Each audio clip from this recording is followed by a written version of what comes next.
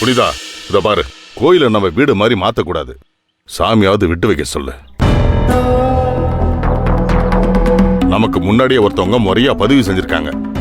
நம்ம சொல்லாம கொள்ளாம திடீர்னு கிளம்பி வந்துட்டு மத்தவங்கள தள்ளி நிக்க சொல்றியா? கொஞ்சம் காத்திருந்தா ஒன்னும் நஷ்டமாயிடாது.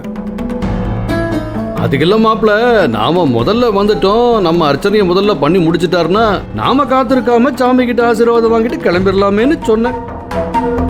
அவங்க இவ்வளவு நேரம் இங்கே தான் இருந்தாங்க. நான் தான் கோயிலை சுற்றி பார்த்துட்டு வாங்க, அதுக்குள்ளே அபிஷேகத்துக்கு ரெடி பண்ணி வைக்கிறேன்னு சொல்லி அனுப்பியிருக்கேன். அவங்க வரட்டும், நீங்கள் சொன்னதை சொல்லி பார்க்குறேன். அதெல்லாம் வேண்டாங்கய்யா, நாங்க வெயிட் பண்றோம். சரிம்மா, நீ ஏன் சொல்லிட்ட, பிறகு என்ன, பேசாம ஒண்ணு செய்வோமா?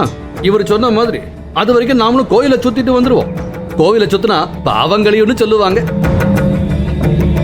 பா, அப்படின்னா நீ எல்லாம் இங்கே தான் கிடந்து சுத்திக்கிட்டு இருக்கணும். டேய், வாயை மூடிட்டு பேச.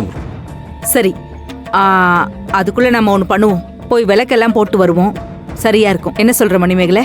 சரி நீ புனிதாவையும் கூட்டிட்டு போயிடலாம். வல்லவா, நீ அண்ணன் கூட இரு. எங்க நாங்க போய் விளக்கு போட்டு வரோம். வா புனிதா.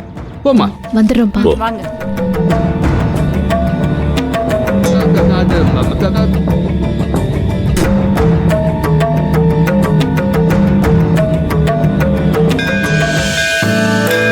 இங்கே ஏத்திடலாம் நீ.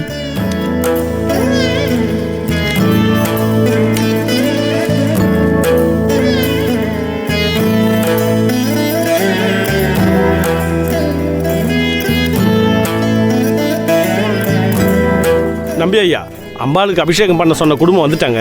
நீங்கள் ஒன்று அவங்க கிட்ட போய் பேசி பார்க்குறீங்களா? ஐயா, இல்லைங்க ஐயா, நாங்க காத்துக்கிட்டு இருக்கோம். நீங்க போய் அந்த அபிஷேகத்தை பாருங்க. ஐயா, இந்த அபிஷேகம் முடிய தோராயமா எம்புட்டு நேரங்க ஆகும்? ஒரு அரை மணி நேரம் ஆகும் ஐயா.